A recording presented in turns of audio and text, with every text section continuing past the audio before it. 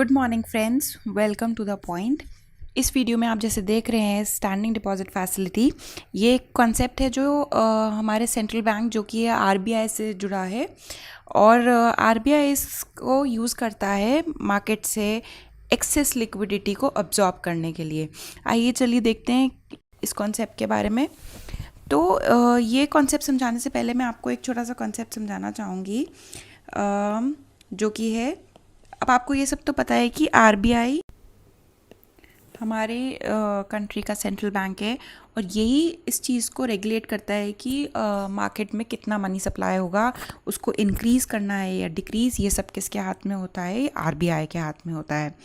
तो आरबीआई को जब मनी लेवल इंक्रीज़ करना होता है इकनॉमी में, तो बहुत सारी चीज़ें या टूल्स को अपनाता है, जैसे कि मान ली जैसे कि सीआरआर है, वो उसको घटा देगा जिससे कि मनी सप्लाई इंक्रीज़ हो जाए मार्केट में। वो रेपो रेट है, उसको भी घटा देगा जिससे लोन सस्ते हो जाएं और मनी का सप्लाई इंक्रीज़ हो जाए मार्केट में। अब आप ये सोच के देखिए कि जब आरबीआई को लिक्विडिटी एब्जॉर्ब करनी है मार्केट से, मतलब बहुत ज़्यादा पैसा है मार्केट में और उसको वापस आरबीआई को खींचना है, तो वो क्या करते हैं? तो वो रिवर्स रेपो रेट को बढ़ा देते हैं। रिवर्स रेपो रेट क्या होता है? सबसे पहले तो रेपो रेट देखते हैं। ये हमारा आरबीआई और ये हो गया कोई कमर्शियल बैंक, जैसे कि आप यहाँ एग्जांपल पे ले लीजिए एचडीएफसी। जब एचडीएफसी आरबीआई से लोन लेता है तो वो लेता है रेपो रेट पे, लेकिन जब एचडीएफसी अपना पैसा आरबीआई के पास डिपॉजिट कराता है तो तब भी तो उसको कोई ब्याज दर मिलेगा ना, तो उस ब्याज दर को क्या बोलते हैं? Reverse repo rate. जब एचडीएफसी ने पैसे लिए थे आरबीआई से, तब इन्होंने बदले में अपनी सिक्योरिटीज़ रखवाई थी आरबीआई को एज कोलेटरल अमाउंट, या जिसको हम सिक्योरिटी भी कहते हैं, कि कल को अगर एचडीएफसी वो पैसे नहीं चुका पाता तो आरबीआई वो सिक्योरिटीज़ बेच के अपना पैसे रिकवर कर लेगी। ऐसे ही जब एचडीएफसी ने पैसे आरबीआई को दिए थे तो आरबीआई भी तो कोलेटरल सिक्योरिटीज़ रखवाएंगे एचडीएफसी के पास कि कल को मान लीजिए आरबीआई पैसे नहीं दे पाए या कोई चूक हो जाए पैसे देने में, तो एचडीएफसी वो सिक्योरिटीज़ को मार्केट में बेच के अपना पैसा वापस ले सकती है। तो यहाँ पे हमने क्या पॉइंट ज़रूरी समझा? Presence of collateral securities. Collateral securities होती हैं। अब आप ये ऐसा सोचिए कि कभी ऐसी कोई स्थिति आ जाए जब मार्केट में बहुत ज़्यादा लिक्विडिटी है और अब आरबीआई के पास ये जो सिक्योरिटीज़ है कि लिमिटेड नंबर में ही तो होंगी ना, ऐसा तो है नहीं कि अनलिमिटेड होंगी ये। और आप मान लीजिए कि आरबीआई के पास ये सारी सिक्योरिटीज़ ख़त्म हो गई और अगर फिर भी इसके बाद भी आरबीआई चाहता है कि हमें मार्केट से लिक्विडिटी अब्जॉर्ब करनी है, तो वो कैसे करेंगे? तो माय डियर फ्रेंड्स, उसी के लिए ये एक मैकेनिज़्म निकाला था आरबीआई ने 2018 में। तो ये स्थिति कब पैदा हुई थी? आपको याद होगा कि 2016 में हमारे देश में डीमोनेटाइजेशन हुआ था और बैंक्स के पास बहुत पैसे आए थे, हर तरफ से आए थे, सब लोगों ने अपने पैसे बैंक्स में डिपॉजिट कराने चालू कर दिए थे। तो बैंक्स ने क्या किया था, अब इतना पैसा आ गया है और वो आइडल पड़ा है, मतलब उसका कोई काम नहीं लग रहा, तो बैंक्स ने लोगों को लोन देना चालू कर दिया था बहुत ही सस्ते ब्याज दरों पे। अब उससे क्या हो रहा था, बहुत ज़्यादा इन्फ्लेशन आ रहा था इकनॉमी में। तो आरबीआई ने सोचा कि हम अब इस पैसे को वापस अपने पास खींच लेते हैं, तो उन्होंने सबसे पहले तो यूज़ किया रिवर्स रेपो रेट। इन्होंने रिवर्स रेपो रेट बढ़ा दी, तो बैंक को लोगों को लोन देने से ज़्यादा अच्छा लगा कि पैसे रिवर्स रेपो रेट पे हम आरबीआई के पास रखवा देते हैं और उस पे हम इंटरेस्ट रेट कमाएंगे। ठीक है। अब उसके बाद भी जब अब ऐसे करते करते आरबीआई की सारी सिक्योरिटीज़ एग्जॉस्ट हो गई, लेकिन फिर भी बहुत ऐसा पैसा था जो बैंक्स के पास अभी भी मार्केट में पड़ा हुआ था। अब उसको एब्जॉर्ब करने के लिए आरबीआई ने एक डिसीजन लिया कि हम इस स्टैंडिंग डिपॉजिट फैसिलिटी के अंतर्गत मार्केट से, कमर्शियल बैंक से पैसा लेंगे, लेकिन उसके बदले जो हम कोलेटरल सिक्योरिटीज़ रखवाते थे पहले रिवर्स रेपो रेट के अंडर, वो अब नहीं रखवाएंगे। हम ब्याज दर भी देंगे जैसे कि रिवर्स रेपो रेट में दे रहे थे, सिर्फ ये डिफरेंस आ जाता है कि जो हम पहले कोलेटरल सिक्योरिटीज़ रखवा रहे थे वो अब नहीं रखवाएंगे। आइए एक बार इसको पढ़ लेते हैं। It is an arrangement where RBI absorbs excess liquidity from the commercial banks without giving any securities in return. In routine, when commercial banks have extra funds, they deposit it with central bank and earn an interest rate, जिसको हम बोलते हैं reverse repo rate, जैसे कि मैंने आपको समझाया. और जब वो पैसे वो पार्क करते हैं RBI के साथ, when the money is parked with central bank, it gives collateral for the money deposited, which is not in the case of standing deposit facility. जैसे मैंने आपको समझाया कि यहाँ इसमें तो ये collateral security RBI देता है HDFC को, लेकिन स्टैंडिंग डिपॉजिट फैसिलिटी के केस में ये कोलेटरल सिक्योरिटीज़ नहीं देता है HDFC को. आई होप आपको ये कॉन्सेप्ट अभी क्लियर हो गया होगा. आइए चलिए समझ कि क्या नीड आई इस चीज़ को लाने की कि हम अब बिना सिक्योरिटीज़ के भी पैसा ले लिया करेंगे. तो जैसे मैंने आपको समझाया कि हमारे देश में 2016 में डीमोनेटाइजेशन हुआ था और बहुत पैसा फ्लोट हो रहा था मार्केट में, तो बैंक्स के पास पैसे इकट्ठे हो गए, जिस वजह से उन्होंने इंटरेस्ट रेट कम कर दिया सो दैट लोग लोन लेने के लिए आकर्षित हों. इससे क्या हो गया था, कंट्री में इन्फ्लेशन रेट बढ़ने लग गया था. ठीक है, अब इस चीज़ को एब्जॉर्ब करने के लिए ये RBI इस चीज़ को लेके आई. तो ये सबसे पहले रिकमेंड किया था 2014 में उर्जित पटेल, जो हमारे गवर्नर थे उस टाइम, और इस चीज़ को 2018 में फाइनेंस बिल के अंतर्गत पास कर दिया गया था 2018 के बजट सेशन में.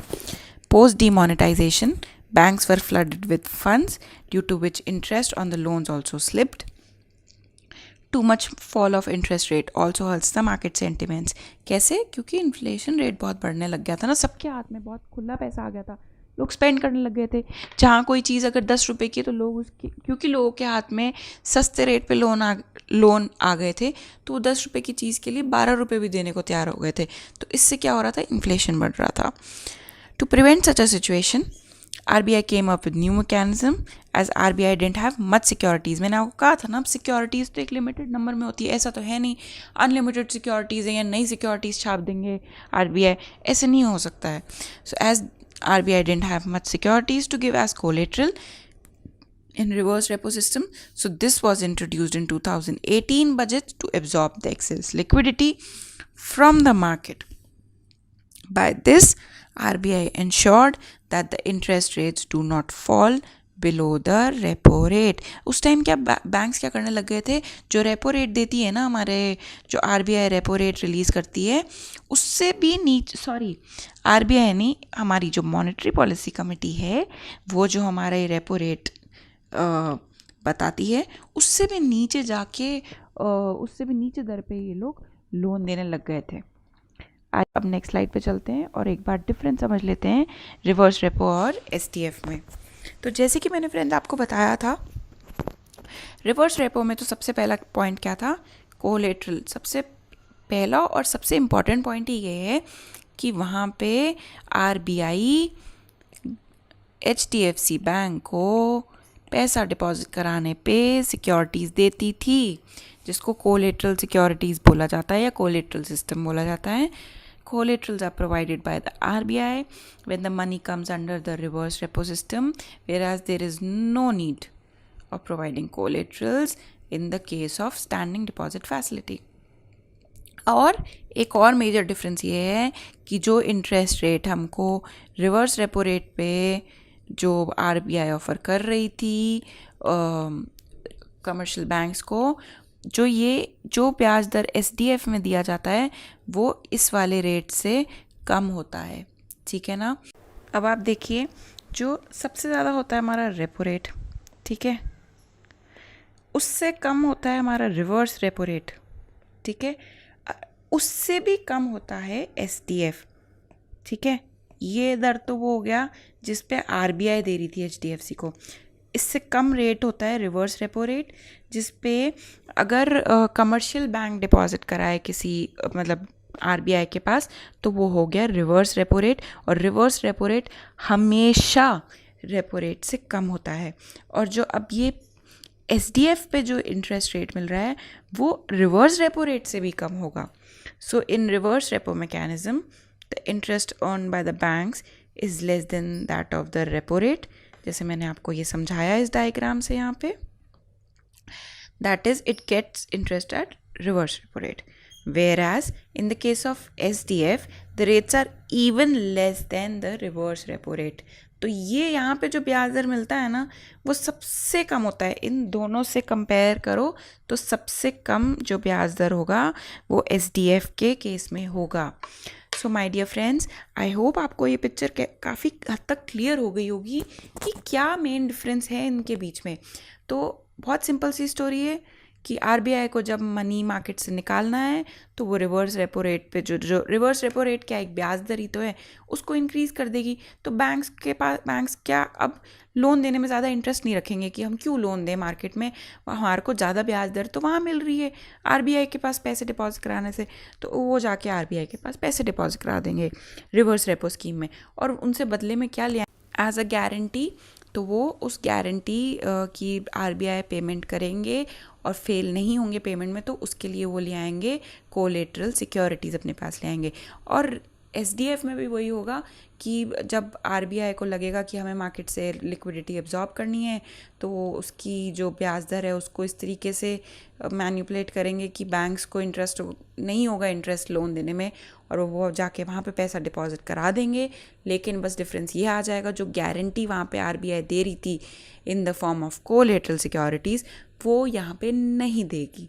इसका मतलब ये नहीं है कि आरबीआई डिफ़ॉल्ट कर जाएगी इस एसडीएफ के अंडर जो पेमेंट हुई है, ऐसा कुछ भी नहीं है. आरबीआई सेंट्रल बैंक है और सेंट्रल बैंक के फेल होने के चांसेस बहुत ही कम, या आप मान लीजिए नामुमकिन ही होते हैं.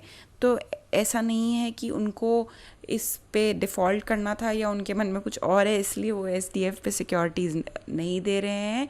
जस्ट दैट कि एक लिमिटेड नंबर ऑफ़ सिक्योरिटीज़ होती हैं आरबीआई के पास, और उसके बाद भी अगर उनको लिक्विडिटी एब्जॉर्ब करनी है तो वो किस ज़रिए से करेंगे, वो करेंगे एसडीएफ के माध्यम से.